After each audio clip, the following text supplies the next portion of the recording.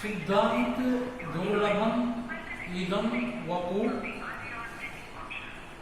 आश्रिम वासिनो यदि जरस्य दूरीकृता खलु गुणे उद्यानलता वल्लता।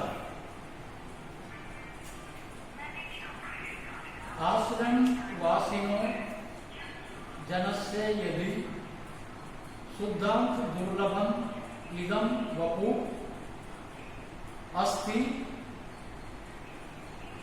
खलु उद्यानलता वल्लता भी गुणे दूरीकृत।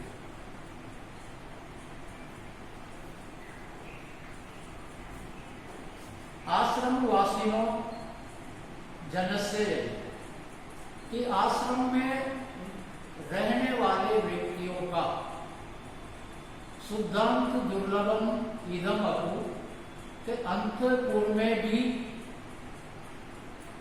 दुर्लभ इदम वपु ये शारीरिक सौंदर्य खलु उद्यानलता वनलता भी गुणे दूरीकृता। तो उद्यान की लताओं को वन की लताओं के द्वारा तिरस्कृत कर दिया गया है। प्रस्तुत पद्य महाकवि कालिदास विरचित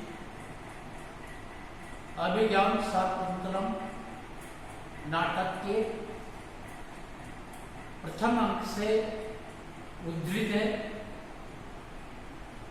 राजा दुष्यंत अपने मन में विचार करता है कि दक्षिण दिशा की ओर कुछ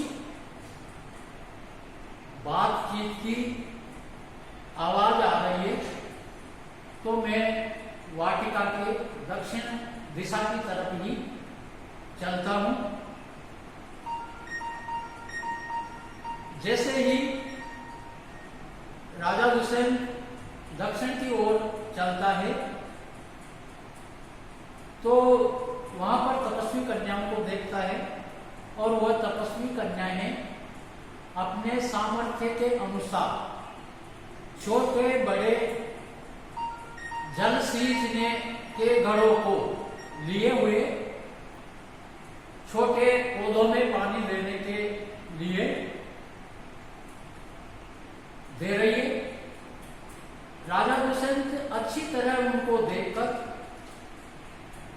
अपने मन में विचार करता है, अहो मधुर मासाम दर्शनम, तो ये देखने में बहुत सुंदर है। तो राजा दुष्यंत के मन में विचार चल रहा है कि आश्रम वासिनों जनस्य यदि सुधांत दुर्लभम इदम वपु, कि आश्रम में निवास करने वाले यदि व्यक्तियों में अर्थात इन तापस कन्याओं, आश्रम वासिना जनस्य कि आश्रम में निवास करने वाले अर्थात इन तपस्वी कन्याओं में शुद्धांत दुर्लभम इदम वपु का अंतपुर में भी दुर्लभ इदम वपु के इस प्रकार का शारीरिक सौंदर्य है, तो निश्चित रूप से यह कहना पड़ेगा कि उद्यान लता वन लता भी गुणे दूरीकृता। तो उद्यान की लताओं ने उद्यान की लताओं को वन लता भी गुणे दूरीकृता, तो वन लताओं के द्वारा अपने सुगंधी कोमलता आदि गुणों के द्वारा तिरस्कृत कर दिया गया है।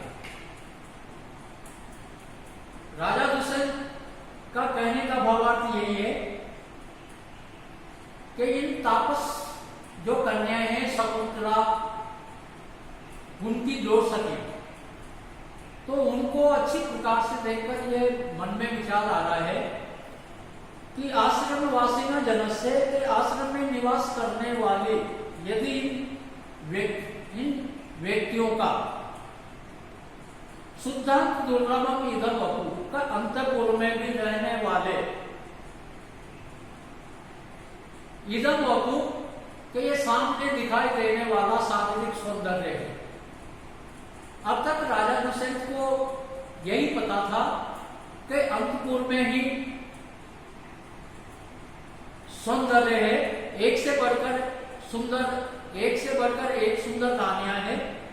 लेकिन जो ही उन तपस्वी कन्याओं को देखता है तो उनके सौंदर्य से प्रभावित होकर उसके मन में विचार आता है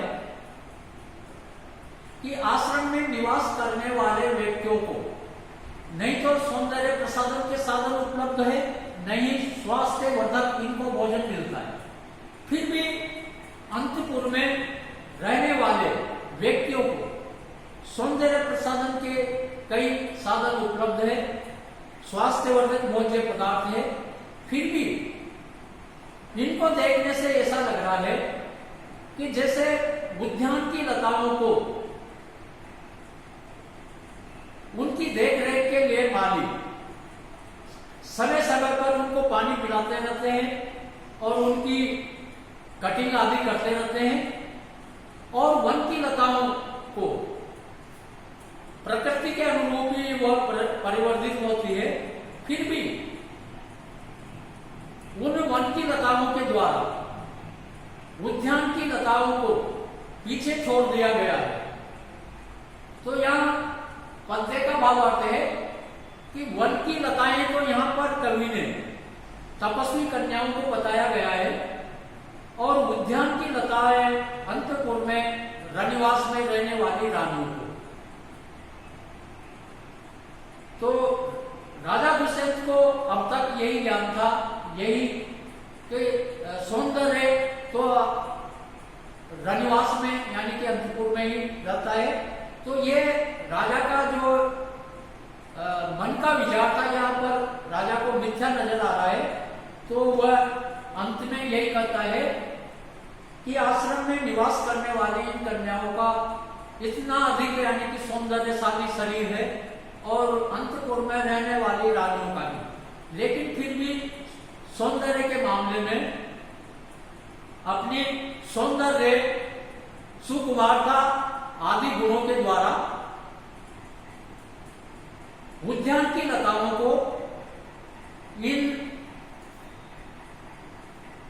वन लताओं के द्वारा पीछे छोड़ दिया गया है। प्रस्तुत पद्य में आर्या छंद है, और इस पद्य में कृत्रिम सौंदर्य की अपेक्षा प्राकृतिक सौंदर्य को श्रेष्ठ बताया गया है।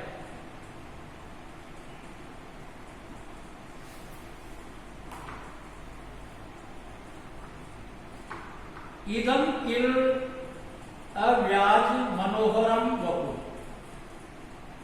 तप समम साध्यम ये इच्छते ध्रुवम स नीलोत्पन्न पत्रधार्या सम्मीलताम चेतुम ऋषि व्यवसाय।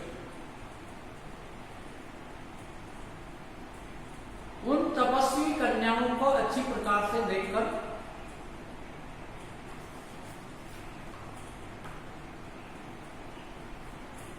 कथम यम सा कनु दुहिता, तो क्या यही वह कनु की पुत्री शकुंतला है?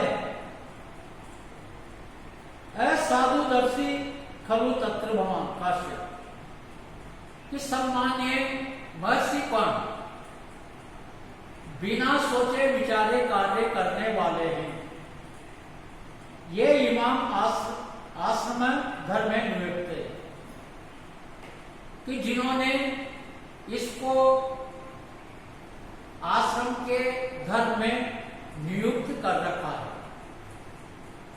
इदम किल अव्याज मनोहरम वपु तप समम साधयुतम ये इच्छति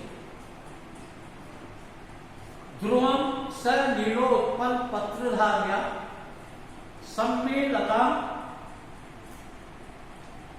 छेतुम ऋषि व्यवस्थिति। ये ऋषि जो ऋषि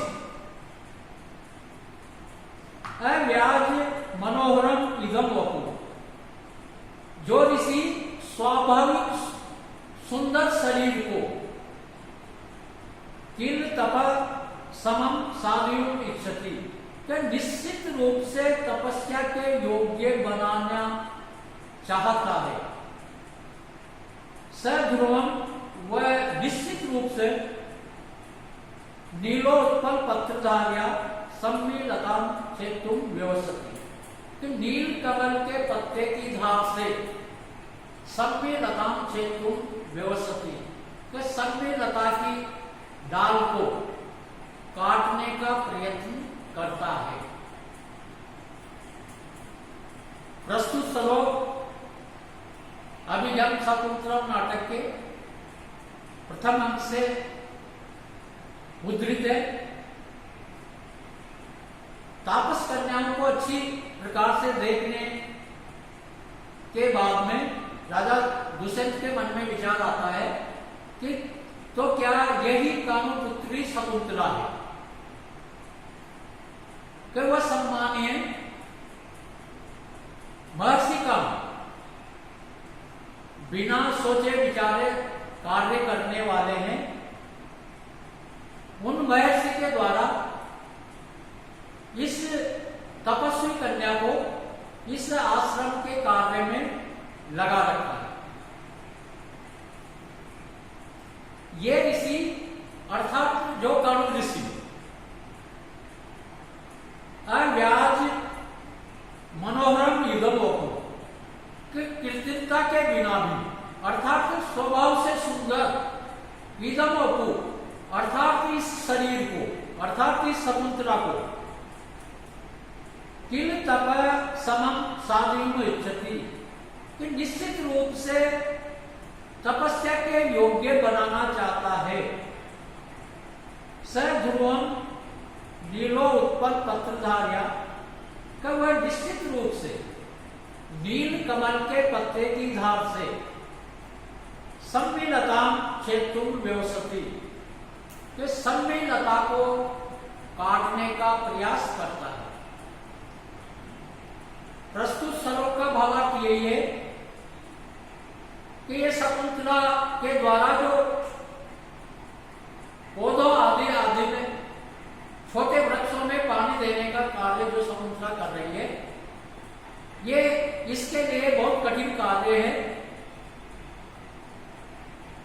और महर्षिगण ने आश्रम के वृक्षों में पानी देने के लिए तपस्वी कन्या को नियुक्त कर रखा है। तो उनके इस व्यापार को देखकर राजा दुष्यंत के मन में विचार आता है कि जो ऋषि स्वभाव से सुंदर इदम वकूफ इस तपस्वी कन्या को इस आश्रम के धर्म में नियुक्त कर रखा है, अर्थात तपस्या के योग्य बनाने की इच्छा रखता है। वो कैसा कार्य कर रहा है कि नीलोत्पल पत्रधार्या सम्मिलता चेतुम व्यवस्थित, कि वह निश्चित रूप से नील कमल के पत्ते की धार से सम्मिलता को काटने का प्रयत्न कर रहा है। नील कमल के पत्ते की धार चाकू की तरह पेनी होती है, लेकिन उससे सम्मिलता के कठोर लता को, शाखा को, डाल को काटा नहीं जा सकता। ये एक तरह से मूर्खता पूर्वक कार्य समझा जाता है।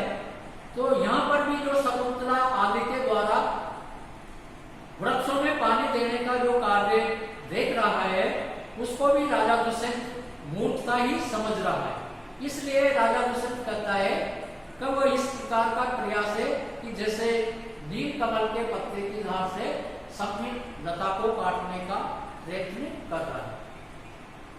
प्रस्तुत श्लोक में वंशस्थ छंद है। वंशस्थ छंद का लक्षण है जतौ तो वंशस्थ मुद्रितम जब।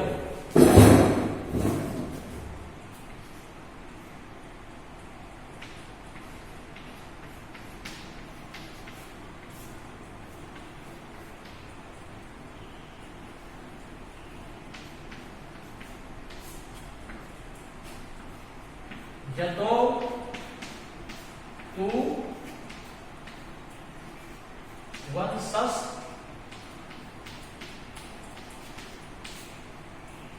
मुदितम,